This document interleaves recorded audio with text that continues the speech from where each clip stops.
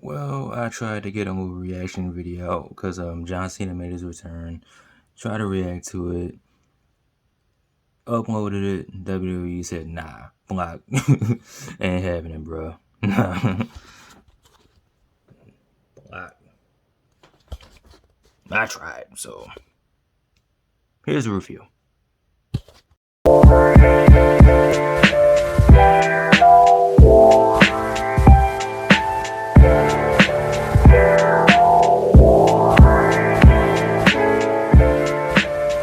What's going on, guys? It's your boy Big Hero Chris back at you with your Money in the Bank review.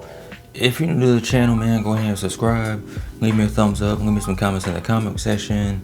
Ring the notification bell. Hit me up on Twitter. All those cool things, man. Whew, what a show, man.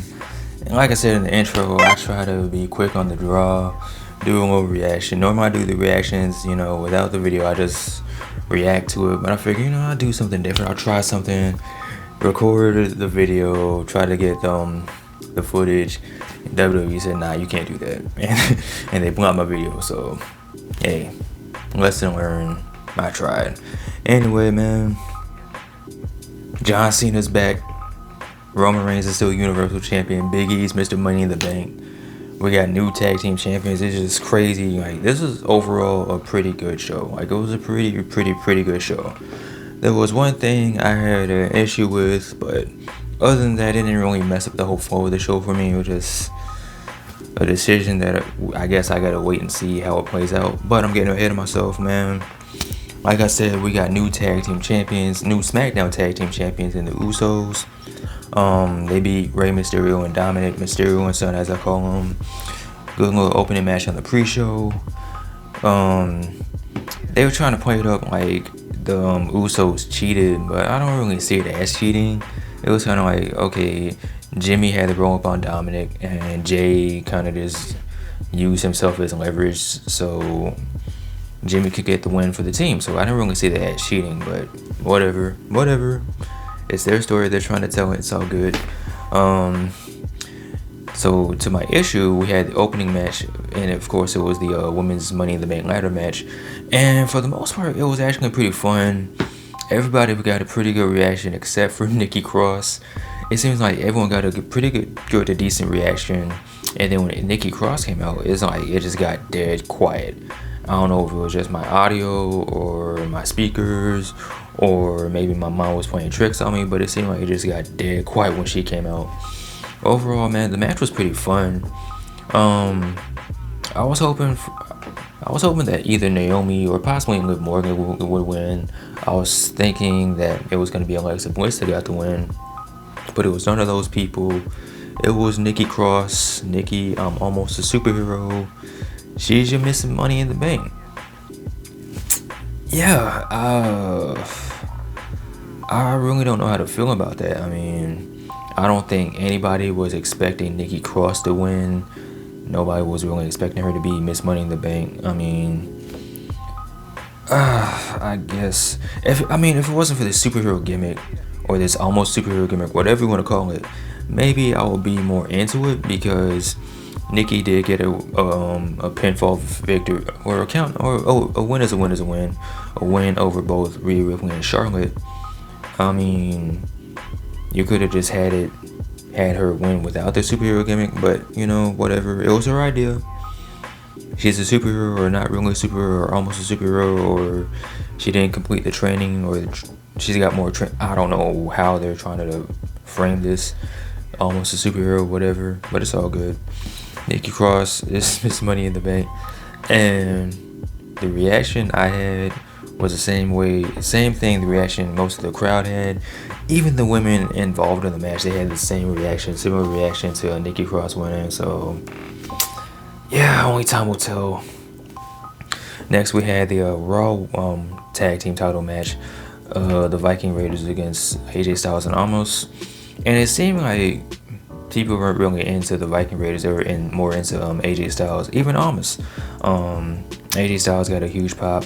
Omos, is it Amos? Almost, however you say his name, almost. He got to really showcase what he could do. There was this crazy spot where he did an assist, or AJ did an assisted Hurricane Rana to the outside. That was pretty cool. AJ and Almas pick up the win, like I was thinking that they would. My only thing is, what's next? Possibly AJ Styles and Almas going up against maybe RK Bro, maybe, or maybe someone else. Who knows? I mean, we got plenty of time now between now and SummerSlam to see who their next opponent's going to be. So we'll see. Only time will tell.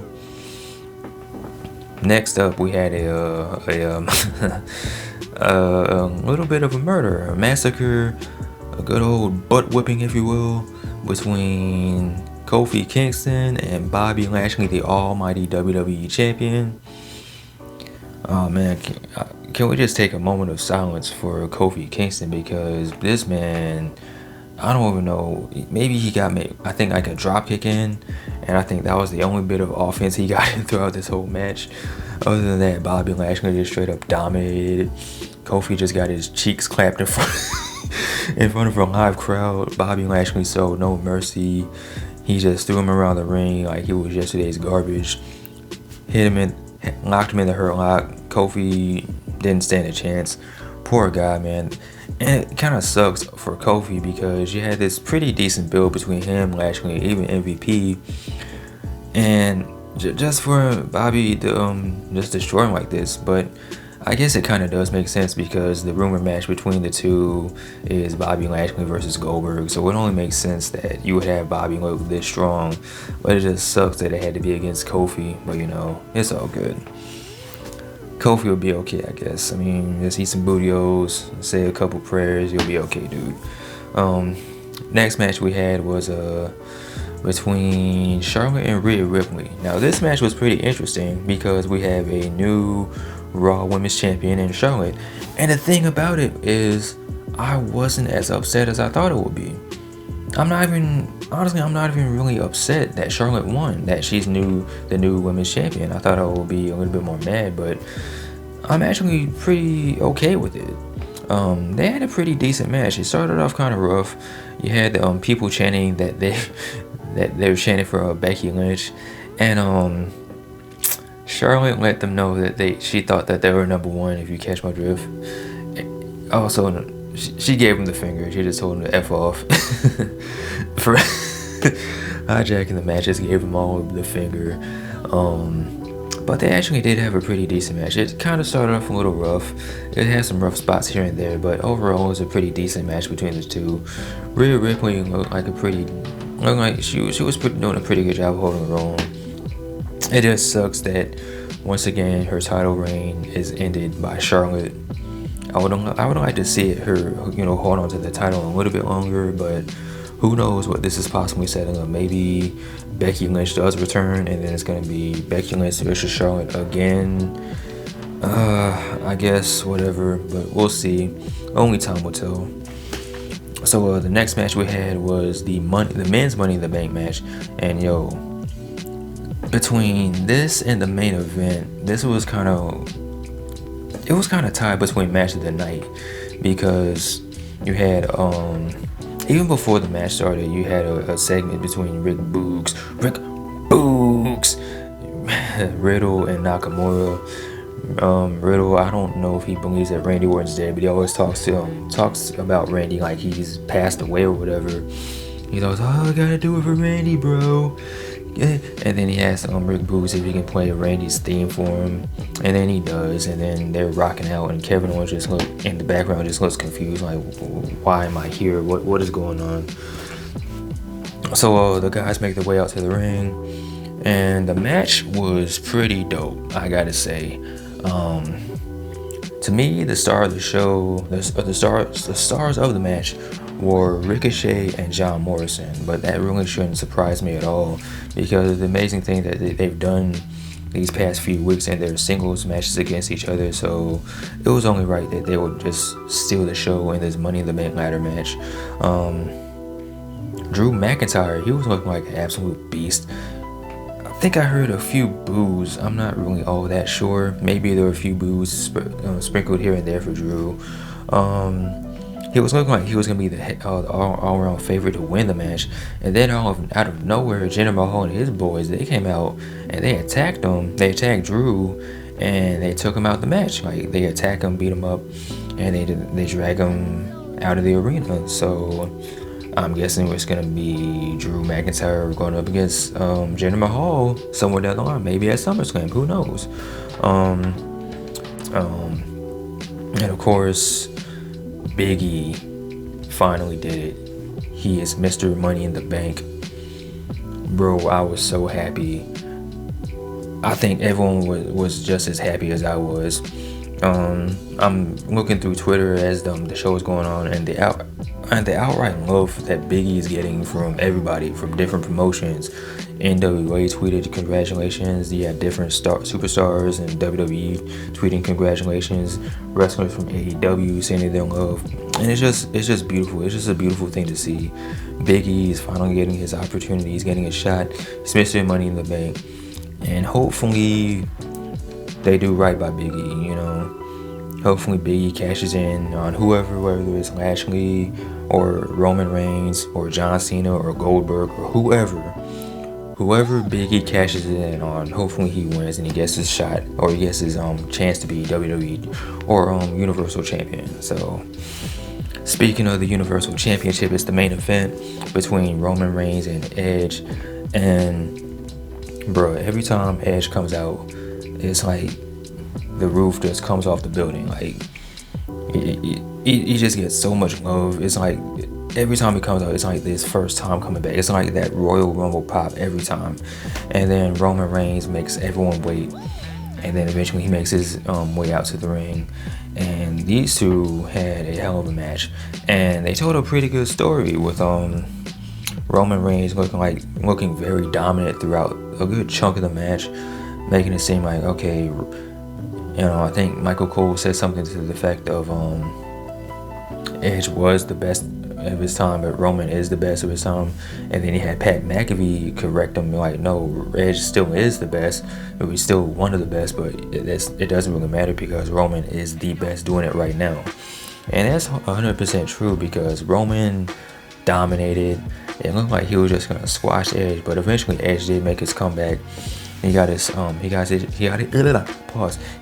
shots in, and they ended up having like a good match. And like I said, it was a tie between this and the men's Money in the Bank between match of the night.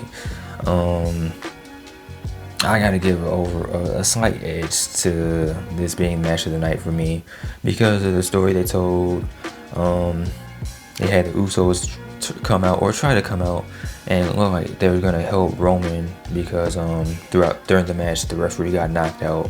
So the Usos were like they're trying to come out, and then you have Ray and Dominic come out to even up the odds and get the Usos out the way.